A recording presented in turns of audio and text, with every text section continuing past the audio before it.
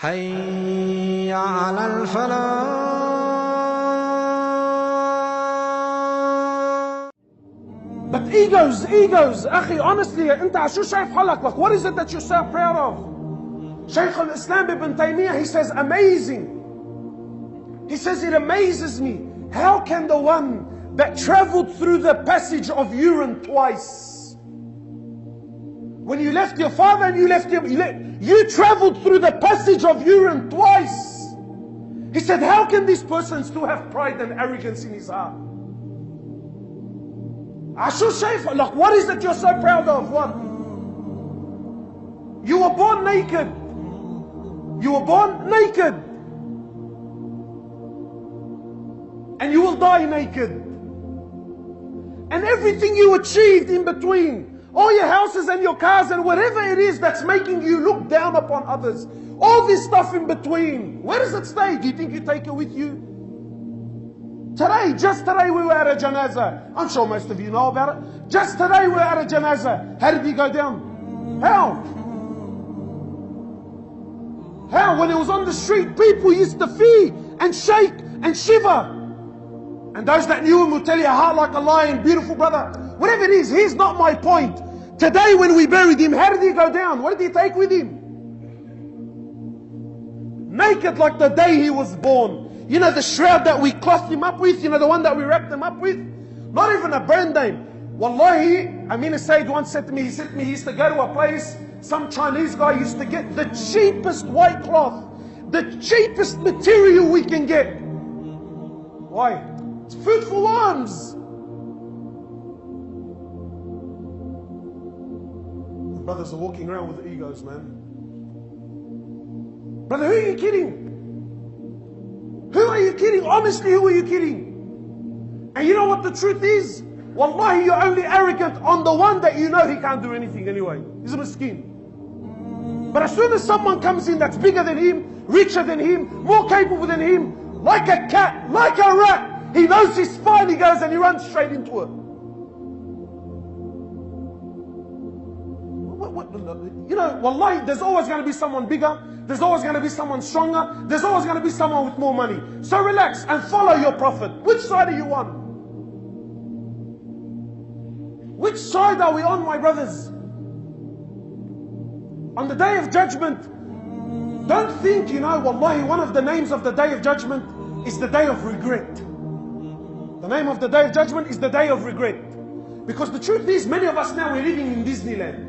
All the boys, you know, we have this mindset that, you know what, I can do whatever I want, let me run amok, let me do this, that and the other, and then at the end, I'll do Hajj, I'll patch it up, I'll repent, and then everything is going to be alright. Brother, where did you get this from?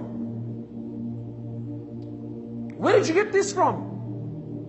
Brothers, now when they die, everyone asks, brother, did he make shahada before he died? One guy tells me, yeah, guys, wallah, we seen his finger move. Brother, what does that mean? What does that mean? The guy lived on earth like a tyrant, what? Because he made shahada before he died, that means it's going to be alright? Who are we kidding?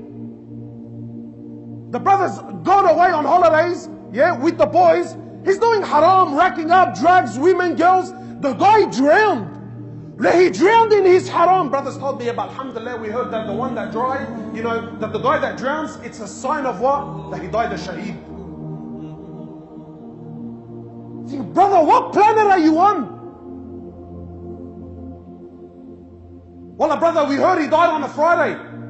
What does that mean?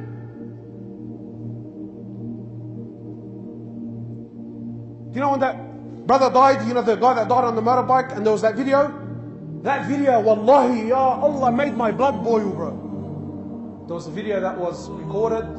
The video wasn't even complete. The brother that actually recorded it, when he recorded it, he called me. So this is, wallahi, for the sake of that brother, so I can clarify things for you. Yeah? When the brother was recording it, he called me. He said to me, brother, I'm telling the guy to make shahada, he's not making it.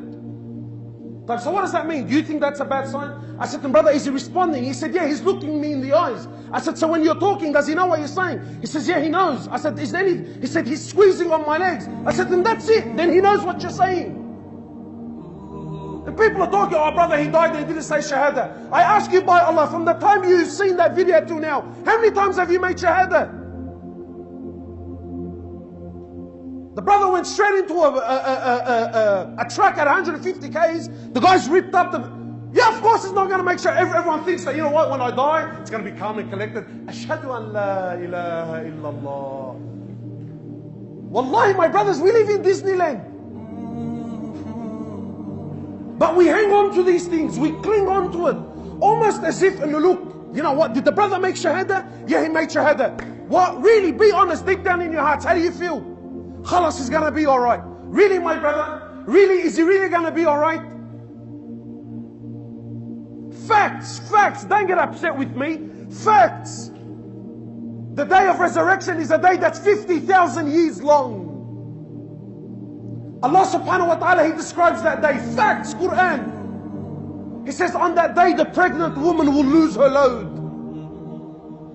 He says a child on that day, a child, that this child is free, he's bari, he's never done any sins, he's got nothing to worry about. The kid's got nothing to worry about.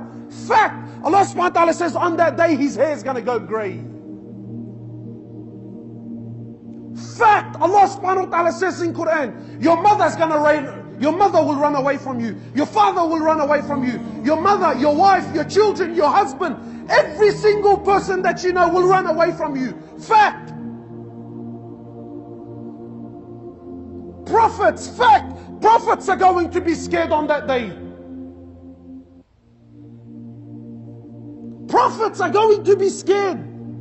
The Prophet of Allah, when he says to Aisha radiallahu ta'ala anha, he says on that day you'll be naked, barefooted, uncircumcised, ya Aisha.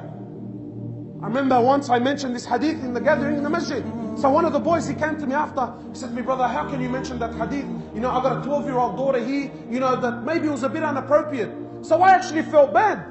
Then when I was driving home, I thought, hang on, if the Prophet of Allah, who was the king and the master of haya and shyness and the best of character, he had no problems conveying this to his wife. Why should I be embarrassed to convey it? He's telling his wife Aisha, naked, barefooted, uncircumcised. I ask you by Allah, isn't it enough for me to tell you that you're going to be naked? Don't you get the picture? Khalas, I'm naked. We understand, naked, finished, done. No, naked, barefooted, and uncircumcised. Why uncircumcised? Why?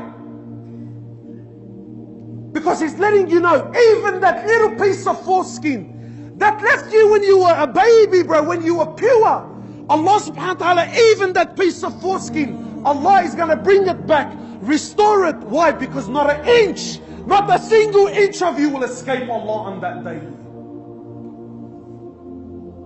The brother's comfortable here. Alhamdulillah, he moved his finger, man. Alhamdulillah, he didn't pray, but wallah, he had the best heart. And everyone's sure, brother, it's going to be all right. Yeah, the brother didn't pray. Yeah, the brother didn't pray. My brothers and sisters, let me clarify something, because we have been polluted. Let me tell you something just for the sake of understanding. Because there's many people who tell me, look, you know, maybe I don't pray, akhi, but you don't know what I do in secret. Yeah, you know, maybe I don't pray, but wallahi, I've got a big heart. You know, wallahi, you know, I give a lot of money in charity. My brothers and sisters, let me tell you something and understand this as fact. As far as sin is concerned, and please understand this message very, very clearly. Of course, it's all sin, it's all haram, none of it is good and accepted.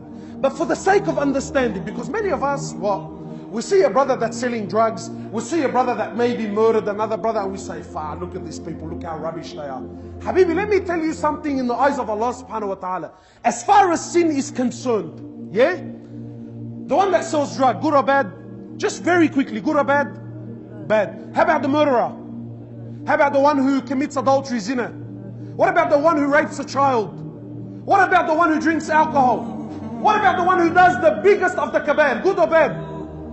This person, one person that commits all of these sins, he commits all of these sins on a daily basis, but he prays, is better in the eyes of Allah than the one that doesn't commit any of these sins but doesn't pray. So you and your brother, yeah, I'm a good guy. Habibi, go pack that up because it's not going to work on the Day of Judgment. Any person that misses one salah, one, not two, one salah, you miss one salah for no reason, you're worse than a murderer, you're worse than a rapist, you're worse than a terrorist, you're worse than a pedophile in the eyes of Allah. But it's alright because his finger moved and he died on a Friday, man.